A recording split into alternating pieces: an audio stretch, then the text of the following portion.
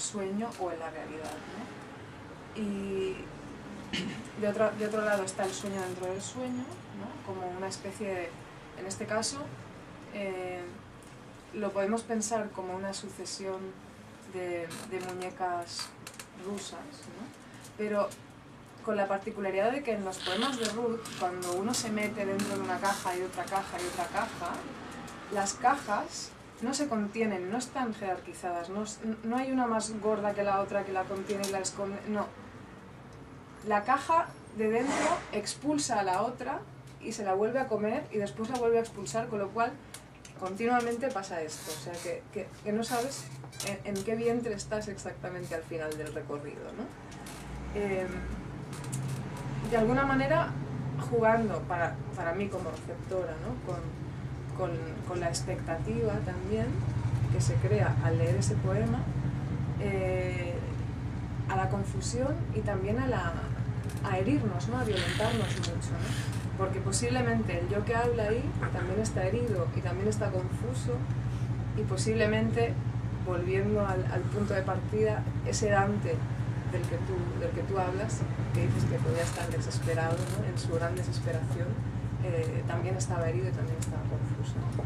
Me ha parecido muy, bueno, ya lo había leído, pero me pareció súper interesante ese juego que haces en ese poema, con la excusa del sueño y con la excusa de la ficción también. En ese texto es precisamente el punto de partida por lo que elegí a Dante y a Beatrice era porque todavía no se sabe si Beatrice era real o no. O sea, hay quien conjetura que Beatrice se la inventó Dante para escribir la Divina Comedia. Entonces, en ese momento hay un quiebre en la historia, ¿no? En la historia que nos tenemos que aprender, decimos. Se supone que lo que tienes que aprenderte, ¿no? O sea, la historia en mayúsculas es. Dante amaba a Beatrice y escribió la Divina Comedia. Bueno, tiene muchas ramitas todo, pero vamos a simplificarlo. Y ella era real y fue una persona que él amó y patatín patatán. Pero luego está la otra historia, ¿no? Como la historia en minúsculas. Puede que Beatrice no existiera y fuera todo un pretexto para escribir aquello. Entonces, a mí eso fue algo que cuando yo estaba leyendo este libro me llamaba mucho la atención, porque me despertaba mucha curiosidad, ¿no? Como la ficción es desencadenante al final, como un fantasma desencadena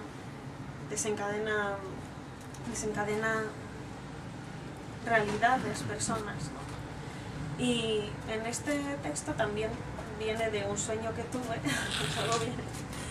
parece que hay como aquí el prototexto, vamos a llamarlo así. El prototexto eran imágenes en mi cabeza, y esas imágenes son en realidad una fábula muy sencilla, y es que soñaba que entraban unas personas a una casa y mataban a mi hermana, ¿no? Pero en realidad yo descubría más tarde que a la persona a la que habían disparado era a mí, y tenía 3 disparos en el estómago, y yo me estaba muriendo, y era como que me quedaban horas, y las situaciones eran de esa cotidianidad angustiante, ¿no? Tú sentado en una silla no te encuentras mal, pero te dicen te vas a morir en 6 horas. Y dices, pero si yo pensaba que te morías tú. Y te dice la otra persona, no, yo te revelo la verdad, es que te pusiste delante de mí para que yo no recibiera aquello. Y tú te enteras como al final del sueño, ¿no?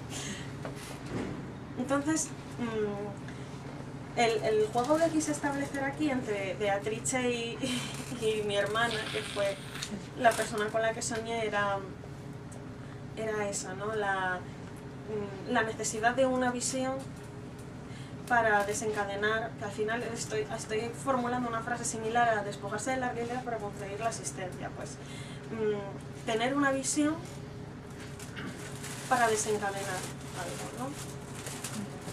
Entonces, sí, el tema de las hipótesis que comentas cuando comento lo de la fórmula. pongamos por caso tal cosa, pongamos por caso esta otra cosa, y todas son excluyentes entre sí, pero son las diferentes bifurcaciones que puede tener el laberinto en este caso, ¿no? Las diferentes resoluciones, porque yo realmente no recuerdo ni cómo acababa la historia y realmente no es importante, lo que importa es la hipótesis. Hay una hipótesis que está, bueno, no sé si es una hipótesis, pero está dividida, que es el poema número 3.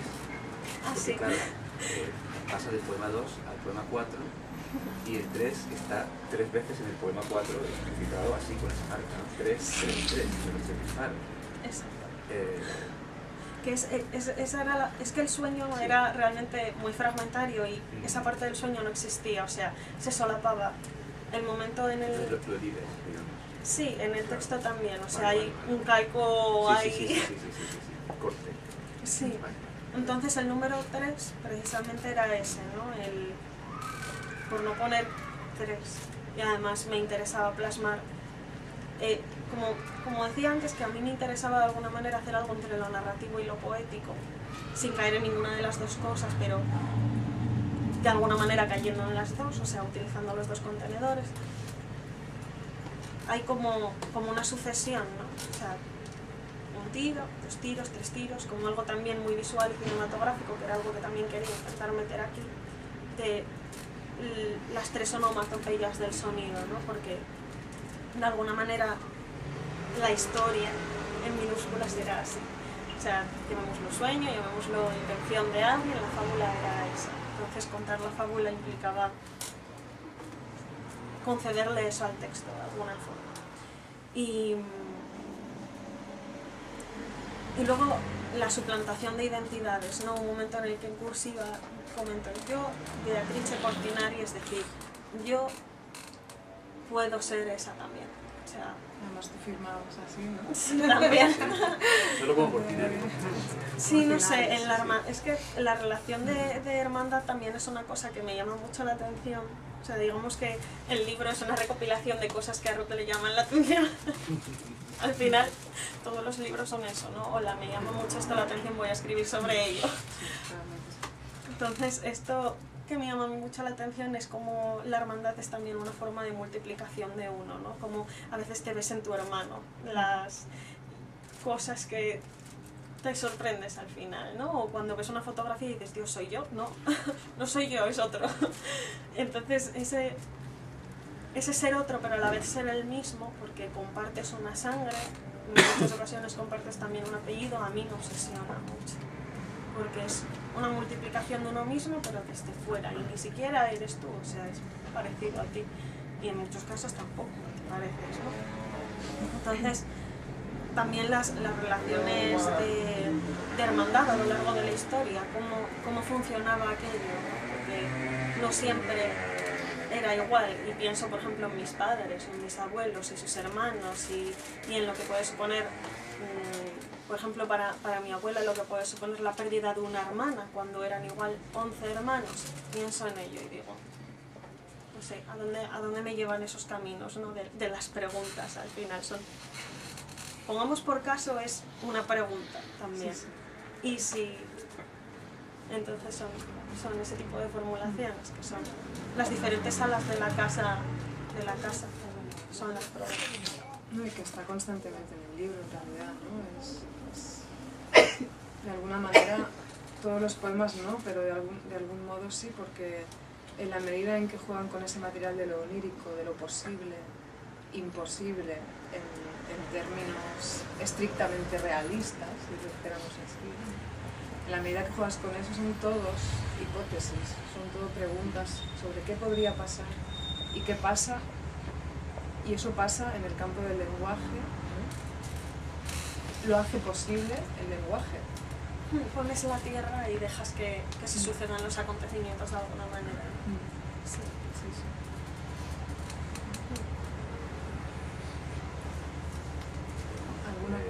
Yo creo que estamos, si quieres, dejamos de lo que quieras y vuelve un poquito a tener la conversación. ¿Parece bien? Sí. Bueno, voy a leer unos textos del libro y luego voy a leer algunos textos inéditos de otro libro que estoy escribiendo ahora, que de alguna manera son... El libro es como hermano de este, ¿no? De alguna manera. De alguna manera hay esa relación de parentesco. Entonces, bueno, voy a leer primero algunos del libro y luego los otros. Ana tiene su cuerpo bañado, que no menstrua el cuerpo de Ana. Ana deja de ser mujer para ser Ana. Ana a veces Ana, se deja Ana por obstáculo. Ana que es solo sudor, sudor que se derrama, arrullo blanco. No sangra Ana porque no es Ana. No mujer en sus venas sudor, no fértil porque más allá de su pellejo, ruido. Ana, Ana, cuerpo vacío, la mano que te extrajo de ti, Ana de Ana extraída. 9 meses para el nombre de Ana, para el hombre de Ana, para Ana. Un pájaro liberado por el conducto de Ana, Ana liberada en su útero, la paloma y el espíritu llenan de cuerpo las vísceras de Ana. No es baladí la sangre, Ana, Ana, no eres Ana por tener venas, Ana, no eres Ana. Pero Ana daba una parte por escogida porque amaba a Ana, una parte de Ana solo para Ana. Sin úlceras te doy mi cuerpo. Ana observando a Ana, mi boca se ensanchó sobre mis enemigos, reclamando el color negado, la puerta al hijo, el único vínculo más allá del oxígeno, un corte en la lengua. Se alimenta el hombre del líquido como un tumor en el cuerpo de Ana, y la devora elegida porque ama a Ana. Ignacio sangra, Samuel en su útero, tiene 3 hijas y a las 3 llamó a Ana. Una de sangre, una de tierra, otra de hierba. Mano señala la boca aplastada, mi boca se ensanchó sobre mis enemigos, y Ana es devorada por Ana. Porque Ana desangró una gallina, Ana se hizo Ana. Liberó a la paloma por la ventana, comió su carne, se vistió con sus plumas. Como última prenda tomó las raíces de los árboles, y Ana mató a Ana, a las 3 Anas, a la Ana que era Ana 3 veces en su boca ensanchada. El sacrificio. Y si yo te dijera, sí, si yo te dijera que anoche soñé que me partía, sí, que me partía a la mitad, no un pelícano, no, sino 4 pelícanos a los que bauticé con el nombre de cormorán, y que tú y otros tantos como yo los soltabais en el aire, y que en eso sí, en eso consistía mi partida, mi parto, mi resurrección, y que en la muerte uno de ellos se transformó en clara, y se esparció por el suelo, y redujisteis el número, sí, y lo redujisteis para mí porque ya era tarde. Ya era tarde y ya había dado ese trozo de mi carne a la muerte, al aborto de mi propia vida, al silencio de vuestra compasión, al vuelo de esos pájaros que no vi salir de mis entrañas, sino que tú y otros tantos como yo los soltabais, y ellos intentaban volar como desde mí, como si estuvieran atados, como si de verdad lo estuvieran, y jamás, una vez se soltaran, volvería a verlos, y los olvidaría, como olvidaré sus nombres, cormorán. Y este cuerpo, y el trozo de piel y huesos que sujeté más tarde entre mis brazos, ya no sanguinoliento, ya no cubierto de lágrimas, sino como una especie nueva, como un sueño suspendido.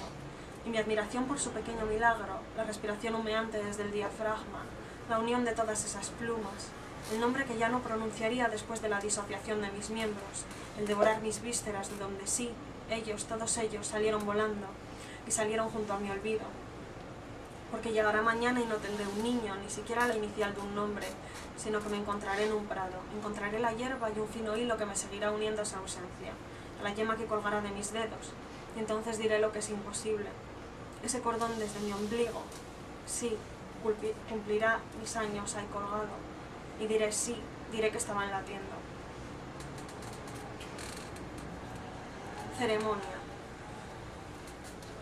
He vuelto a soñar, anoche, que te decía, que nos casábamos, que eras una mujer, que yo iba de blanco, con el cabello recogido en un moño infantil, que en el momento de la comunión te decía, eras una mujer. La iglesia era de piedra en medio del monte, pero no vi la hierba, te digo, regresé del sueño sin ver la hierba.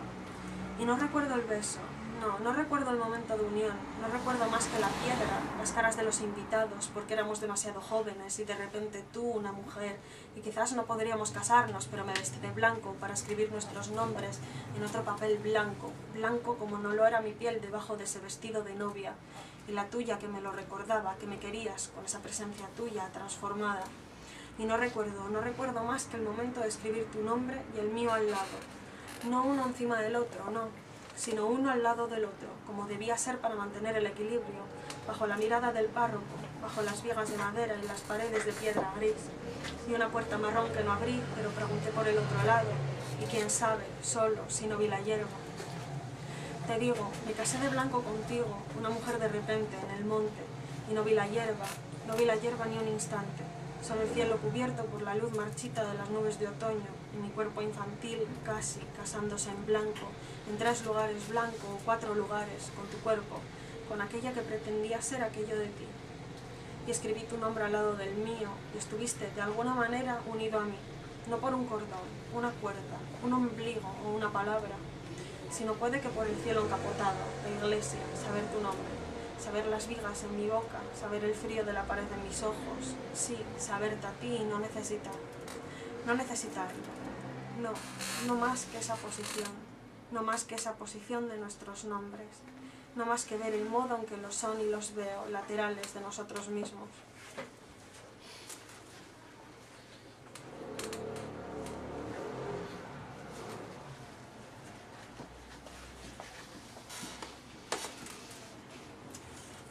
Historia del sueño. Clara, el huevo y la gallina. Hubo un lugar para que Clara viera la gallina y se detuviera como el rastro del sueño, y mirara el alimento a partir de un huevo, narrada la historia y la semilla perdurada donde estuvo. Quien lo recoja sea su alimento. Pero dentro aún de la gallina nadie podrá tomarlo, y entonces elegida será para ser. Sueño en el vientre de Clara. Clara para la gallina que mirará dónde se detuvo, dentro del sueño. Clara que devora al huevo, pelícano que devora a Clara. En el huevo la gallina, su estómago, mira antes del pollo. Clara, en la tierra, su deseo. Primordiales los restos tocarán la cara de Clara, se asegurarán de la necesidad de su suerte, y será la yema deshecha en sus sueños lo que se lleven. Y venga la gallina a picotear los hijos de Clara. En el campo deshecho sueña y yerma y amarilla se deshace color. Clara que se deshace, tiembla la cáscara. Mire la gallina donde se detenga, el pelícano, sus plumas, su alimento. Digan la gallina en el campo deshecho, abran las bocas sobre su cara, traguen el huevo, traguen a Clara. Su camino de huellas inventado por los hijos, y en su vientre la suerte y la marca, la voluntad de la patria. Casa y herrumbre demolidas en sus cimientos, quemadas en sus paredes. El campo destruido y la gallina que se alimenta. Los ojos de la gallina que quieta miran a Clara. Clara que niña aprieta el pollo contra su pecho y la asfixia en la legión extranjera de su seno. Alimentará las ruinas con sus piernas, quemadas a los hijos con sus ojos ciegos y el resto de su carne. Finja las tierras que no pudo darse en el sueño y la demolición paulatina de su deseo queda encubierta bajo el mismo pecho que escondió la muerte a los niños. Mire Clara la gallina, su mirada puesta en el fruto de su vientre, la cáscara que todos esconden. Sabrá ver la forma en las ruinas para cuando el sueño se acabe, y al despertar la yema en los dedos, mentirá también ante ellos la gallina por no saber hacerla.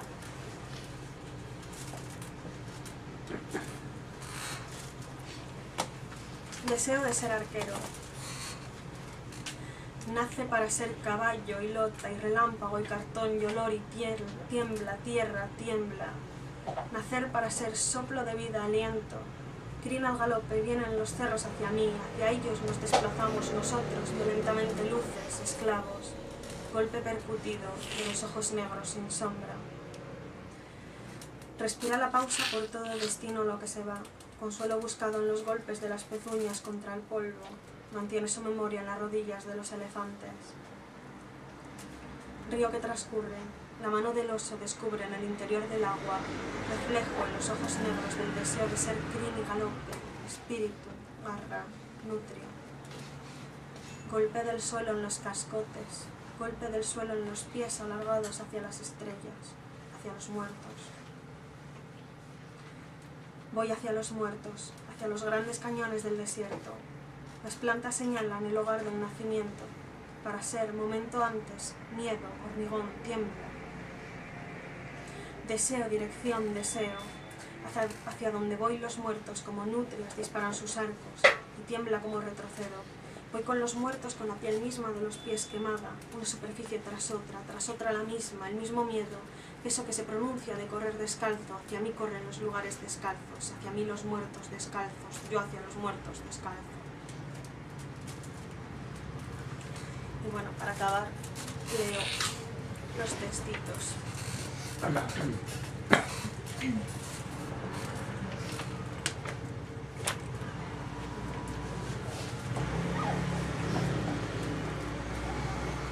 Y la que desprendida si te vio nacer, ¿para quién?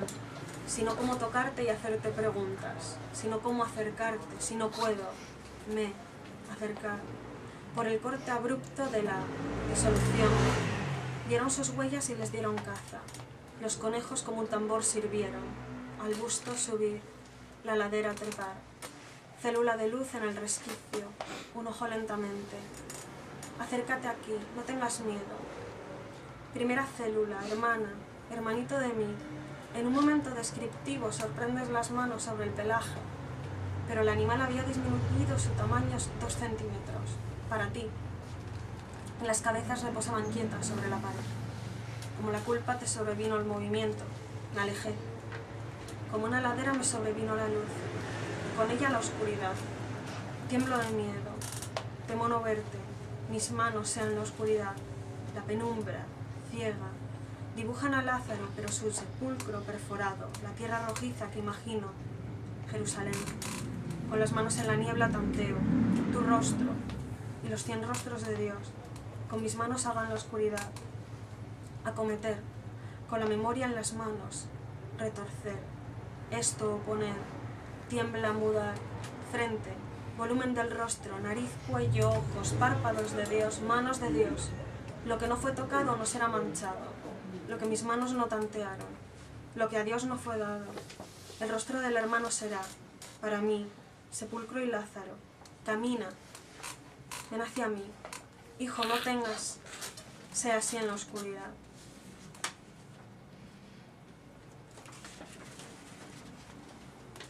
Delicado animal, sueñas tu muerte, tus patas, tu desaparición, tu olor sueñas. Que tiembla, que se abre la tierra, muy dentro de ti. Que aún tiernas ella pisa las flores con la sensación de no perder absolutamente nada. Que aquello va a ser eterno, piensa. Pero yo me río desde aquí porque sé cuánto fue el peso. Y que ahora ella tiene que cargar con ello. Y lo sé porque lo veo desde aquí, muy dentro de mí. Aún cabes agazapado, animalito, pienso. Pero animalito no piensa y en el salto desaparece. En su indolencia yo conseguí conmoverme, porque a mi edad no solo conseguí restarme el nombre, sino todo lo demás, y lo que nunca había escrito para nadie. Así el animalito no demostró su paciencia en esperarla cuando ella todavía se sentía tranquila. Me esperará, se decía. Pero aquella era otra cosa, pienso. Ahora cuando nada es reparable, cuando el cuerpo del animalito es por fin nada, una nada obtusa mi mente que no consigue fino hilo de nada, tampoco nada. Suena como un eco. No lo oigo. ¿No lo oyes?, me dijo. Pero qué niña buena estoy hecha. Apenas obedezco mis propias leyes. No amaré. Estuvo todo escrito y no supe leerlo. Ella morirá. Tú también morirás. Fui tan consciente que se me cayó la loza al suelo y fue mi mirada de terror en el espejo, estratégicamente colocado, lo que sin esperarlo me devolvió a la cerámica rota, a la postura del cuerpo erguida pero retorcida en una miseria. Porque descalza yo recogía aquellos pedazos que parecían, me reflejaban, te lo juro mamá, me reflejaban. Aunque la cerámica opaca, quizás esa retina, no lo sé. Así mi cuerpo, doblegado al silencio de la ruptura, de soltar la pertenencia entre las manos, fue todo el momento. Fue todo aquello, el momento en el que no supe si no hacer otra cosa diferente que darme cuenta y dejarlo caer también en silencio. Resbalar como resbalaría yo entre mis propias manos, o el animalito ardiendo a 1000 kilómetros de mí, que fue quien vino a visitarme, se reflejó en mi cara, me dijo: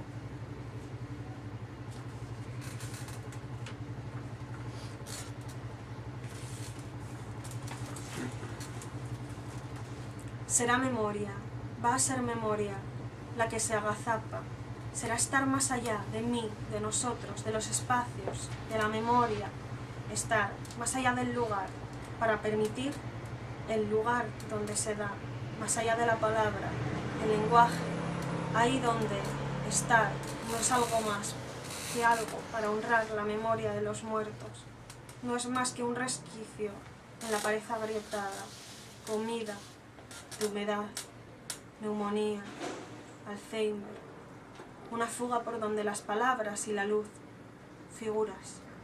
Nos marchamos como la luz y todo se convierte en repetición, en balbuceo, terror y súbita alegría en las manos que tiemblan. Quiero estar, quiero el lugar del lenguaje, quiero la palabra para honrar la memoria de los muertos, la memoria del balbuceo, la memoria del lenguaje, su grieta, queda imagen, el frío que se cuela. Viene el invierno, tápate, con la manta hasta la barbilla, dice. La memoria, dice, dime, estructura, piensa, estructura, sin huesecillos, su uso, olvidó su nombre, dime, estar más allá de la memoria, dime.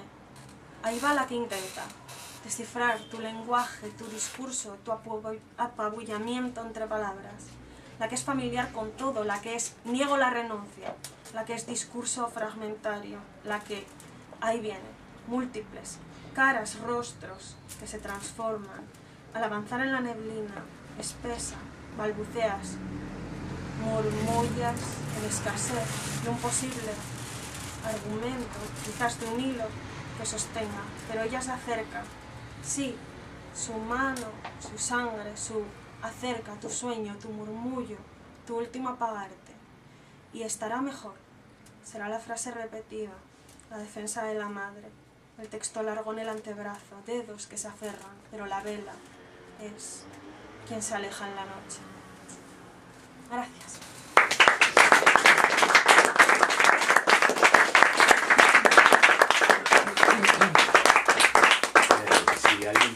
Si alguien quiere preguntarle algo a Ruth, conversar con ella o formularle alguna pregunta al peluche, también me he tenido que tenerlo antes.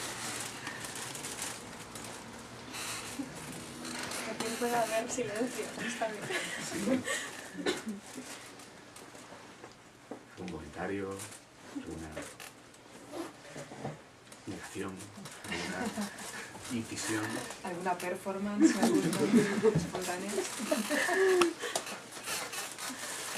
No sé, diré algo al peluche. Yo qué sé. Cuando empiezo yo. Sí. Sí. Me gusta justamente que habéis estado comentando lo de que tocar y devorar, que parecía siempre la misma cosa. Me hace pensar que estando haciendo investigación sobre cuestiones y sentidos, justamente me parece interesante que lo que se podría decir que es la genealogía de lo sociosensorial, de cómo nos relacionamos a través del uso de los sentidos, sobre todo en Occidente, justamente descubres, ¿no? Por ejemplo, en filosofía que hay una jerarquía, hay unos sentidos que son mayores y unos sentidos que son menores. Y justamente me hacía gracia del tema de tocar y devorar como lo mismo, pero a la vez revirtiéndolo, ¿no? Como diciendo que no necesariamente es secundario, porque en un pequeño texto Aristóteles justamente, para que le quede bonito dentro de su lógica, dice que no hay 5 sentidos, sino que son 4. Y me hace mucha gracia porque dice la vista, que es el agua, es lo transparente y lo cristalino. Y precisamente por esto es objetivo y es superior. Seguidamente está el oído, que como es el aire, es el viento, también tiene esta cualidad, ¿no? De algo que no encuentra obstáculo, que consigue pasar y precisamente por eso también es objetivo. Pero después se queda un poco con la duda y dice, luego está el olfato, dice que es fuego, que es algo que se consume, que está y no está a la vez, que te puede quedar algo pero en el fondo no te queda. Y después justamente a propósito del tacto, lo que dice es que el tacto es tierra. Y claro, cualquiera diría, la tierra siempre está ahí, podrías decir que es objetivo, ¿no? Pero también dice que justamente el gusto es también tacto, es el tacto en la lengua, pero es tacto. Entonces me hacía gracia con esto de devorarse, porque venía a decir que tú te comes la tierra y por tanto es subjetivo. Cada uno devora lo que tiene, entonces la tierra no es algo que está ahí siempre, sino que para cada uno es una subjetividad diferente. Y justamente para rebatir toda esta jerarquía de sentidos mayores y menores, en el estudio que hace, en el análisis que hace Derrida sobre los síes que hay en el Ulises de Joyce, me hace mucha gracia que justamente comenta, ¿no? En realidad él está hablando de la cuestión gramafónica, pero en un momento dado dice que le hubiera gustado titular ese ensayo sobre lo performativo del perfume en el Ulises de Joyce, porque hay un montón de referencias a el olor del café, el olor de la sala, el olor de las mantas, siempre hay olores. Pero claro, son olores de... Y justamente una cosa que dice es que tenemos poco vocabulario para hablar de los olores, justamente porque es algo subjetivo. Entonces, claro, el olor del café para mí puede ser una cosa muy distinta de lo que es para cualquier otra persona. Entonces al final dice que es signo, ¿no? Y dice, si es signo y te está con signos, Joyce está justamente dando referencias de olores, pero al final son signos, son unas palabras que están ahí que combinas y a cada uno le pueden sugerir cosas diferentes. Pregunta justamente si se podría afirmar con un olor. Entonces, porque si es un signo, ¿cómo haces signo de algo así? Y justamente lo que me gusta es que hablas de tacto, de hacer tangible, pero nunca dices cómo es el tacto de las cosas que tú quisieras. Y supongo que tiene que ver con esto que decías, ¿no? De que el lector hará. No, el lector sabrá lo que hay, pero utilizas verbos que tienen que ver con aquello que es tacto, como tocar, o como devorar, o como sentir, pero no dices era suave o... Ese juego que haces en ese poema, con la excusa del sueño y con la excusa de la ficción también. En ese texto, pues, precisamente el punto de partida por lo que elegí a Dante y a Beatrice era porque todavía no se sabe si Beatrice era real o no. O sea, hay quien conjetura que Beatrice se la inventó Dante para escribir la Divina Comedia. Entonces, en ese momento hay un quiebre en la historia, ¿no? En la historia que nos tenemos que aprender, decimos. Se supone que lo que tienes que aprenderte, ¿no? O sea, la historia en mayúsculas es...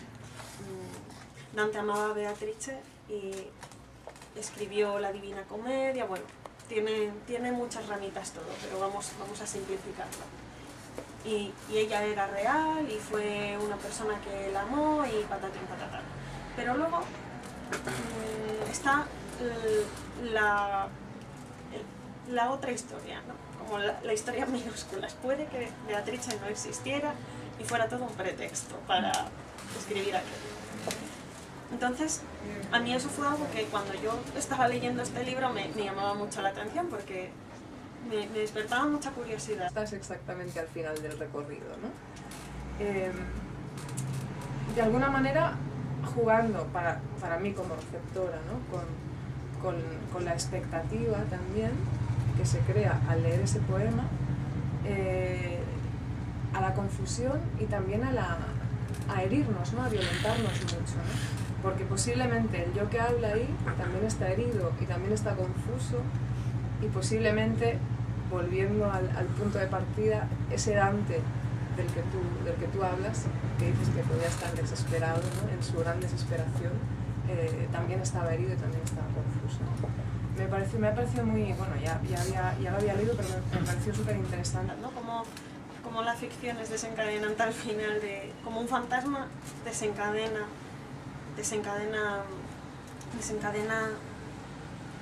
realidades, personas, ¿no? Y en este texto también viene de un sueño que tuve,